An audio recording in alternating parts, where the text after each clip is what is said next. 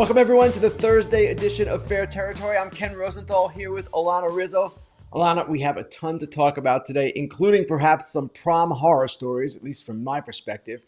But there's one topic, baseball related, that I want to get into. I wrote about it today, and I'm particularly keen on it this time of year. Yeah, Ken, great to see you. Good afternoon. Good morning to those of us joining on the West Coast. Yes, we will talk prom proposals.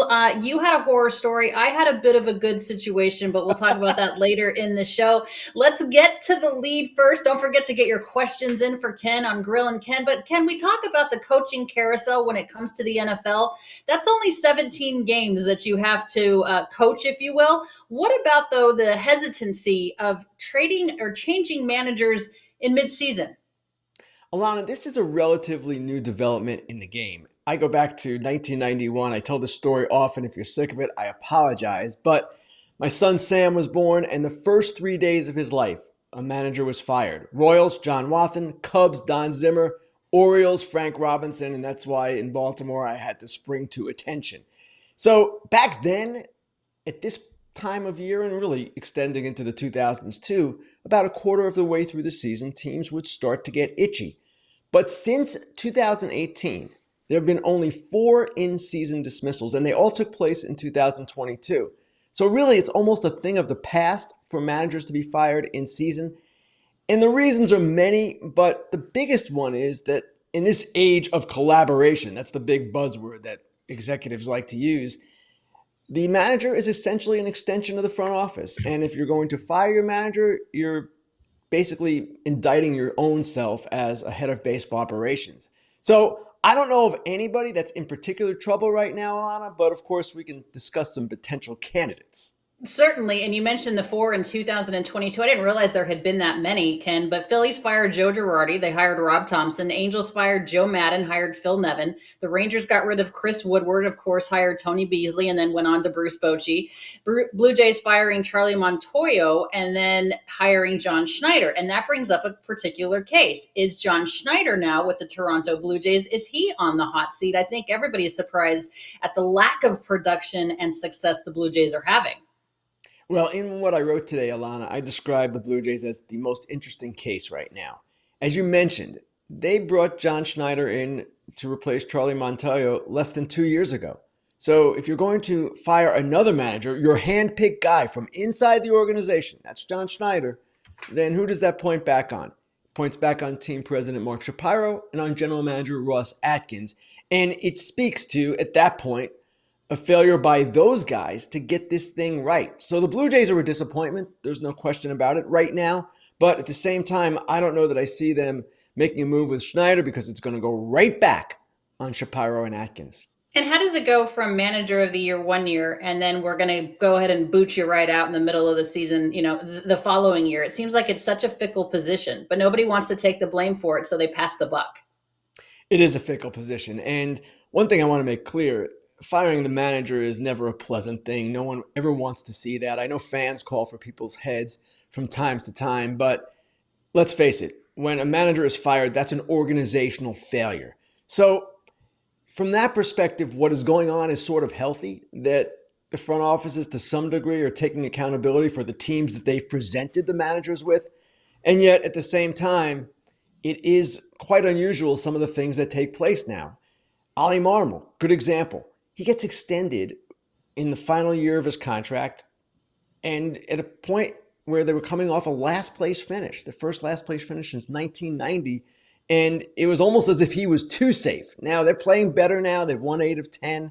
I don't know that they need to fire their manager, but it seems that teams are increasingly reluctant to do this in the middle of a season. End of a season, different story. We have 8 new managers this year, but in the middle of a season, it seems like teams see it as too disruptive. Yeah, the Cardinals' way has become peculiar over the last couple of years. Remember, in 2018, they fired Mike Matheny, they hire Mike Schultz, and then, by the way, they fire him for Oliver Marmol because there was a difference in philosophy. Don't forget, for those of you listening and watching us here on Fair Territory, to load your questions into the chat for Ken as we get to Grillin Ken in just a moment. Let's talk about the white hot Royals.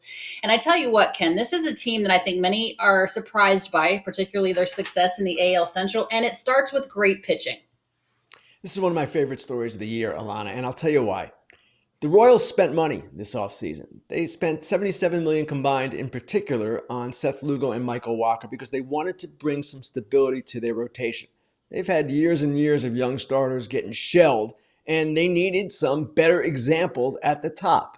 So here come Lugo and Wacha. Lugo leads the American League in ERA, 1.79. Wacha hasn't been as good. He's at 4.45. But I spoke with Brady Singer yesterday, and he said, yes, these guys have had a huge impact on how we go about our business. We see how they study, how they attack hitters, how they go deep into games, and we learn from it.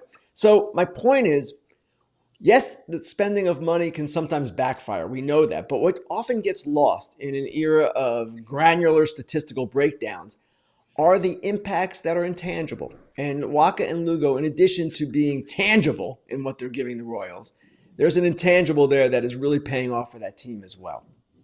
And talk about tangible, because Seth Lugo, JJ Piccolo signs him, Ken, to that 3-year, $45 million contract in December. So he looks like a genius there. Piccolo also brings back Michael Wacha on that 2-year, $25 million contract. But you want to talk about tangible? Look at the fact that the Royals were 32-19 with a plus 72 run differential this season.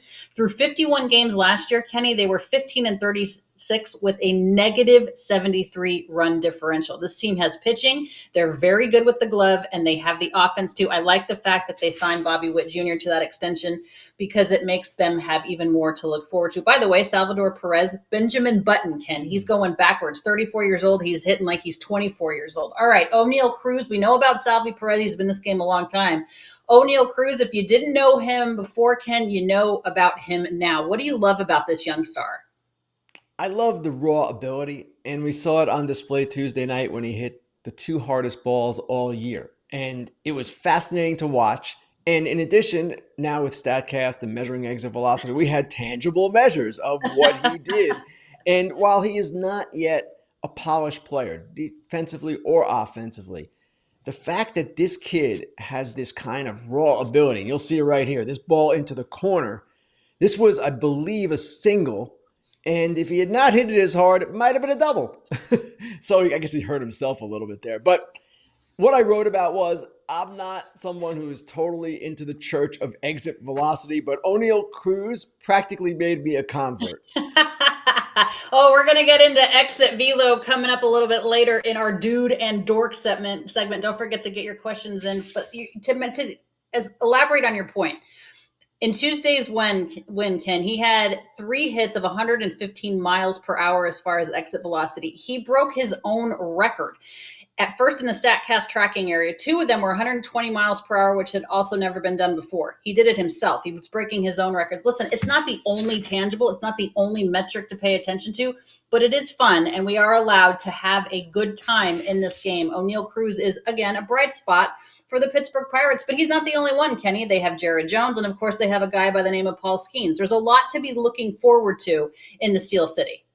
Absolutely. Skeens making his 3rd start today, in fact. Jared Jones has been a revelation, and listen, they've got a ways to go yet. They're not quite there, and they've had some developmental issues with some of their hitters. Okay, but yes, these are interesting things developing in Pittsburgh, and I believe I said this on Foul Territory the other day. What I want to see next from them is taking a step forward to support these younger players in the way kind of like the Royals have, like we were just talking about. At the deadline, this team is probably going to be in some form of wildcard contention, because who isn't in this expanded postseason era? And at that point, what are you going to do? You're going to take another step back and look to tomorrow and take it easy? Or do you maybe try to go for it when you have these 2 young pitchers doing what they're doing? I know you can't push them too hard. We all get that. But at the same time, at some point, the Pittsburgh Pirates need to start acting like a team that really wants to win. Not a developing team, not a team rebuilding constantly, a team that is going for it. So let me ask you this, circling back to what we were talking about at the beginning of the lead. Is Derek Shelton on the hot seat, or does he get a pass because the future seems to be bright in Pittsburgh? Interesting question, Alanna. I didn't mention him in my article today, and some Pittsburgh fans like, whoa, where's our guy? Hey. In my view, their future and the future of the manager rests on what happens with Ben Cherington, who is the GM, who is in the middle of an important year. The owner has basically said, Bob Nutting, we need to get going. We need to start winning. Now, he doesn't do things to support that necessarily with regard to spending money, but he is, I wouldn't say put pressure on Sherrington, but it's clear that they need to start making progress. And Shelton's future, Alana, to me, is tied to Sherrington's future. If Sherrington goes, Shelton likely goes too. Which is exactly what you're talking about. They're all kind of tied together, and the manager is an extension of that front office. We'll see what happens there in Pittsburgh. All right, we make our way from the lead now to Grillin Ken. Again, get those questions into the chat. It's a great opportunity to talk to Ken Rosenthal, a man that's been around the game for a very long time. It starts with Bryce Harper. I am obsessed with this kid. I just think he's not even a kid anymore. To me, he's a kid. But I just love everything that Bryce Harper means to the game, Ken. Not only what he does on the field, he's a future Hall of Famer, in my opinion. Obviously, he's an MVP a couple of times over, but what he does off the field too. So we have a question for you on Grillin Ken in regards to Bryce Harper. And this is so awesome. Look at this. So this is Bryce and his friend Jake, I guess. And Jake wanted to ask Julia to go to prom. So Bryce Harper goes with Jake to Julia's front door. Julia about has a heart attack when she sees Bryce Harper there. Then he says, well, will you go with him? And she says, yes, but then she hugs Harper first, which I think is the funniest part about it all. Then she hugs Jake. And then Julia's dad comes out and shakes Harper's hand. This was just it was so awesome. I'm with you, Alana. I loved it. And you know what it said to me? Bryce Harper is not living in some gated community somewhere. This guy is living in Haddonfield, New Jersey, apparently, in the middle of a community, and this kid knocked on his door, and boom, there's Bryce helping him out with prom. All right. What is how did you ask your prom dates to prom? Did you have some sort of superstar in your era walk up to their door and say, hey, would you go to prom with Ken? How'd you do it? Alana, my prom efforts were weak and weaker. And let's face it, back then in high school, you think I'm short now? I was even shorter then. I actually had a growth spurt in college.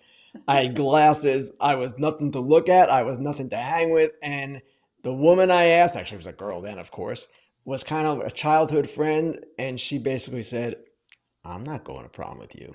So there was no prom for me. But I think you have a little bit more of a good story. You didn't go to prom? Didn't go to prom. Oh, but you know what, Alana? It was a You know relief what? to me because I was terrified of the whole thing. You know what? You got the better end of the deal. I bet little Missy Sue says, oh, man, look at Ken Rosenthal now. I should have gone to prom Yeah, I'm with sure him. she does. That's how wonderful he is. Man, I really missed out. Yeah, I was prom queen. But you know what? That's fine. I was prom queen. It's fine, Ken. They needed to pick somebody. You had to be academically eligible to be on the court, if you will.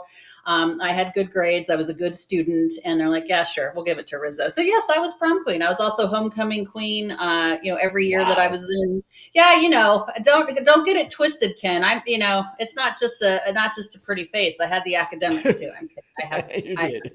Yes, prom.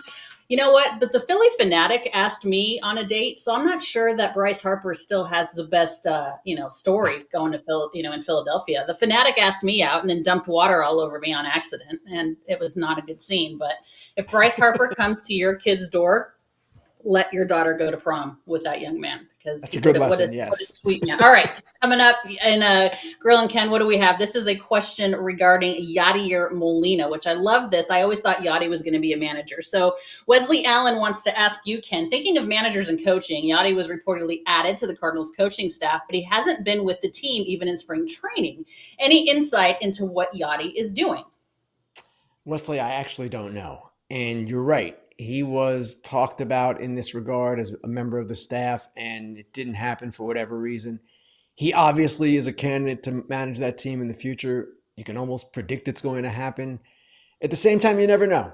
And you never know how these things turn out. Skip Schumacher could be available at the end of the season. And if the Cardinals make a move with Marmol, and I'm not saying they will, and I'm not saying they should, who knows how the season will play out, then Skip Schumacher, longtime Cardinal, could enter the equation.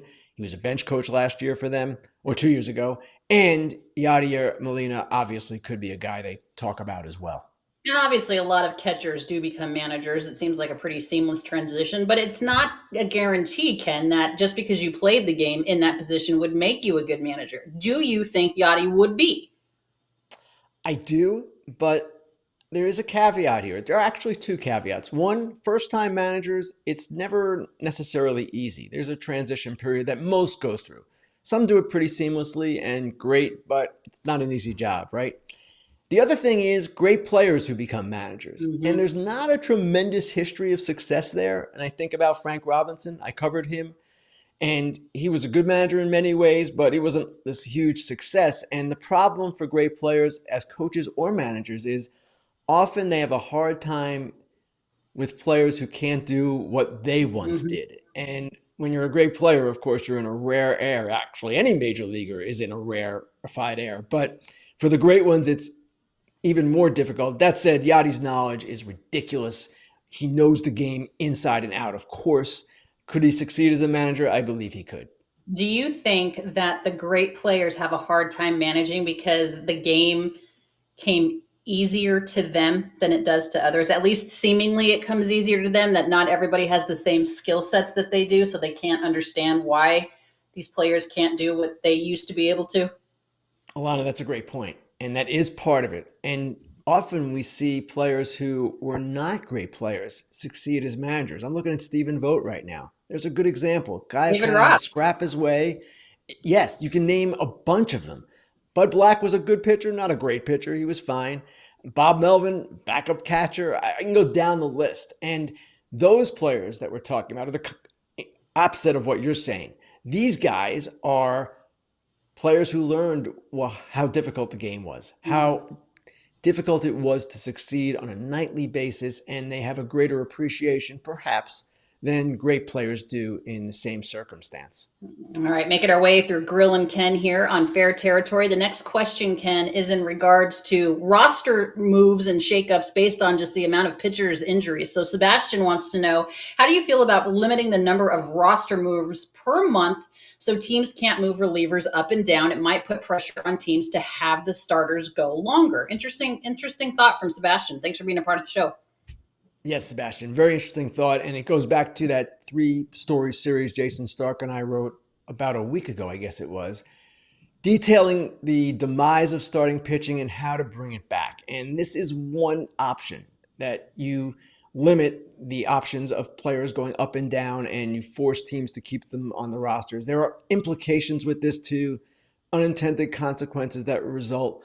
But these are the kinds of things that need to be discussed. Roster limits, new rules, all kinds of things, because it is my fervent belief, and it's Jason's, and I believe it's yours, Alana, that starting pitching needs to be revived, that we need to get back to having great matchups on a seemingly nightly basis that can bring fans into the park and capture their imagination. Here's one for you, Ken. Luis Heel going up against Luis Castillo today. I mean, we were talking about this in our production meeting earlier with the Mariners and the Yankees. I mean, that's a pitching matchup you get excited about. We don't have a lot of those anymore. No question. And that's exactly what we're talking about, right?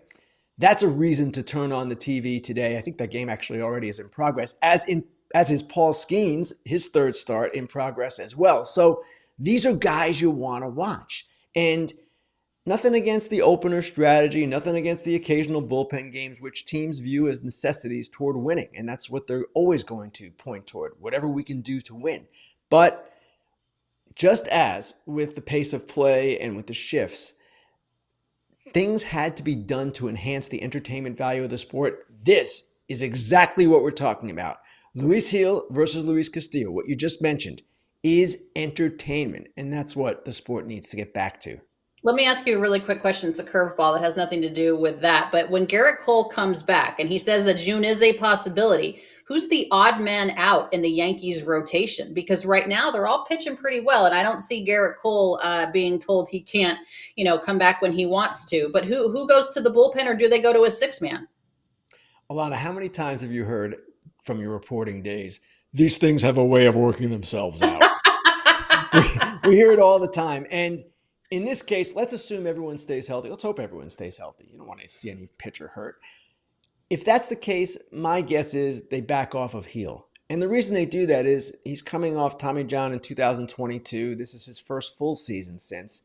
He's not necessarily on an innings limit, but you don't want to go crazy with him either. You want him as potentially a huge factor in October. So that to me is the decision they would make. It's the easiest decision, and often teams take the easiest path in a situation like this.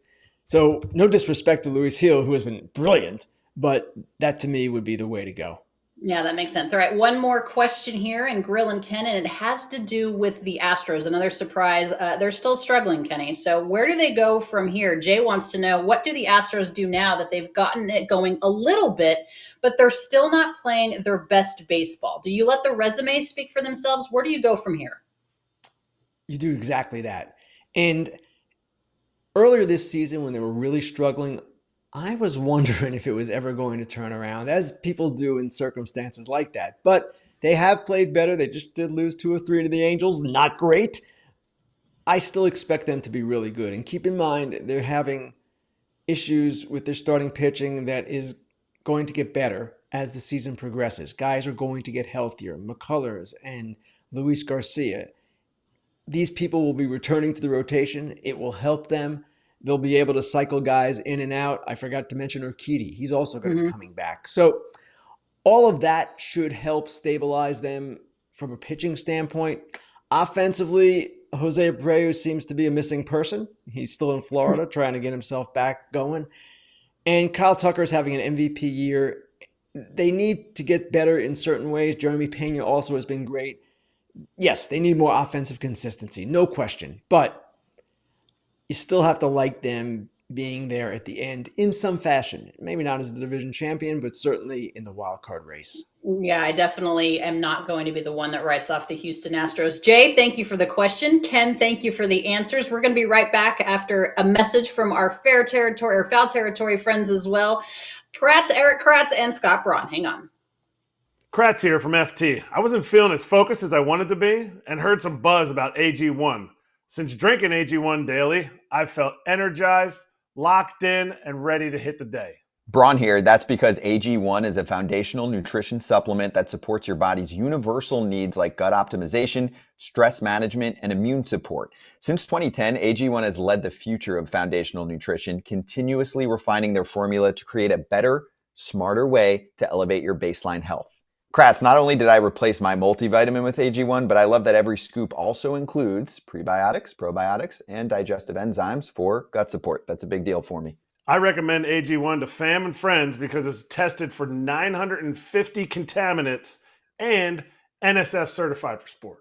Kratz, we're both traveling a lot too, and those travel packs are clutch. I drink AG1 daily to support gut health so that we can dominate the day. So if there's one product to recommend to elevate your health, it's AG1, and that's why we're excited to welcome them as a new partner to the FT network. If you want to take ownership of your health, it starts with AG1. Try AG1 and get a free 1-year supply of vitamin D3K2 and 5 free AG1 travel packs with your first purchase at drinkag1.com/foul. That's drinkag1.com/foul. Go check it out. That's awesome. I love that. Welcome, AG1, to the Foul Territory family. Time now, Ken, for Dude and Dork of the Week. Who's your dude? My dude is Yu Darvish. And frankly, I don't know that his achievement, 200 wins combined in the major leagues and in Japan, got enough attention. I know it was on Sunday Night Baseball, but this was a big deal, really a big deal in Japan. And he is now third on the list of combined wins MLB in Japan behind Kuroda at 203 and Nomo at 201. So Yu Darvish, dude of the week. I know, and I tell you, the consecutive scoreless innings, he's also kind of Benjamin Button. We talked about, Salvi Perez, and he looks just as good as he did back in the day. My dude is Josiah Gray. Congratulations. 9 years after he started his college endeavor, he finished. He graduated recently, summa cum laude, so congratulations to Jojo Gray. Very proud of you. And, of course, an honorable mention goes to Bryce Harper, who is an absolute stud, asking Julia to prom for Jake. What about your dork of the week? Well, sadly, Alanna, this one was easy. And it's going to Yankees owner Hal Steinbrenner. Not for his comments about Juan Soto wanting to re-sign him. Those were good. That's what he should be saying. But then he came back this week and said, listen, our payroll is not sustainable and wouldn't be sustainable for a lot of ownership groups, while still saying that he wants to re-sign Soto. Okay, I had 3 problems with this. One, the point is debatable that the Yankees can't sustain this. If we want proof that the Yankees can't sustain this, let's open their books and let's take a look. That's not happening. Number 2, on this, it does sound like Hal Steinbrenner's talking out of both sides of his mouth. He wants to sign Juan Soto for probably $500 million plus, but he's saying their payroll is not sustainable. I know they have money coming off and there are some flexibility things built in, but And then finally, and this might be the most objectionable part in my opinion, no other team, wants to hear the Yankees crying poor. Exactly. Especially teams in small market situations like, I don't know, Cleveland, Tampa Bay, Oakland, Kansas City. Name a team that is not as wealthy as the Yankees, which is pretty much every team. And they don't want to hear the Yankees saying we can't sustain our payroll. The Yankees spend a lot of money. Yes, they do. And they should be spending a lot of money. They're the New York Yankees. They make a lot of money. They are not in the same financial stratosphere as any of those low revenue teams that I just mentioned. No question about it. Nobody feels sorry for the Yankees or the Dodgers when it comes to payroll. All right, my dork of the week has to do with a fellow broadcaster on another network. Let's take a listen first. So let me ask you something. The Velo, the exit Velo, does it mean he's a better hitter than Tony Gwynn? So what? He's a 260 hitter. So why do I give a damn about the exit Velo? I don't. Mm-hmm. Not only do I not go, oh, wow, it has started the ruination of watching sports for me. Numbers like this repeatedly and put up on the screen day in, day out. It has ruined it because people aren't concentrating on the fact that he is 260. Instead of 330, they're concentrating on exit Velo.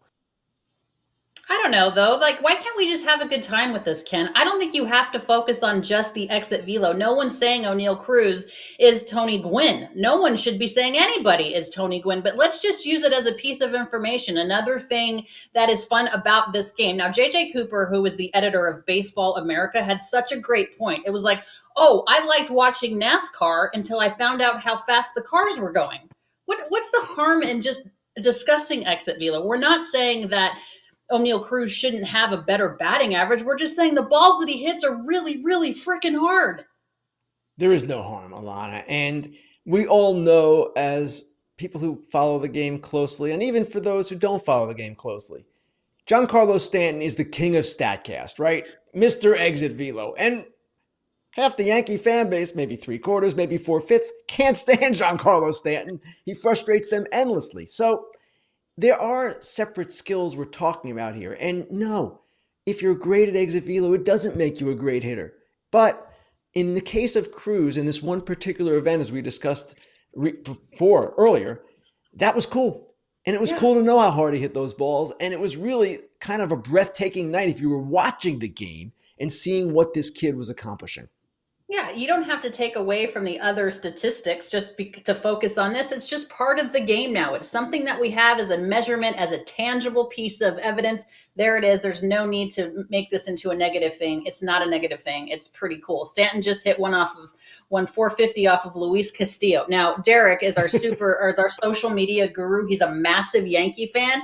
Giancarlo apparently just hit one to the moon off of Luis Castillo. So there you have it. All right. Yankee fans like when he does that. They like that. Yes, when he actually plays, though, Ken. He's not always in that lineup. He's not always healthy enough to play. So, all right. Well, there's your dude and dork of the week as far as Ken and I are concerned on Fair Territory. We want to thank AG1 for being a part of Foul Territory, but BetMGM, thank you for being a part of our show. It's BetMGM Big Money Week on Wheel of Fortune, one of my favorite games ever. BetMGM is giving away up to $10 million in bonuses all week long. Take a spin on the big money wheel for daily prizes and a chance to win $10,000. Free-to-play promotion for BetMGM Sportsbook. BetMGM Sportsbook account holders who play our big money wheel will have the opportunity to win a reward when they spin the wheel. Reward types include parlay boost tokens, odds boost tokens, SGP boost tokens, bet insurance tokens, and bonus bets. Your bonus bets will be available once your initial wager is settled. Gambling problem or concern?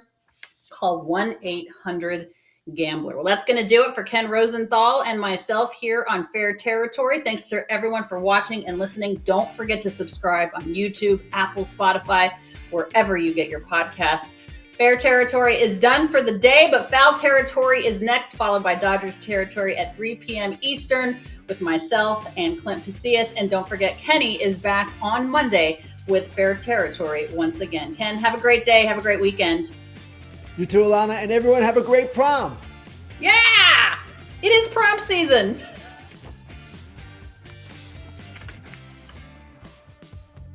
Hey everybody, be sure to like and subscribe for more content. Fair Territory airs each week, and we'd love for you to become part of our community. Here's another video you might enjoy. See you next time.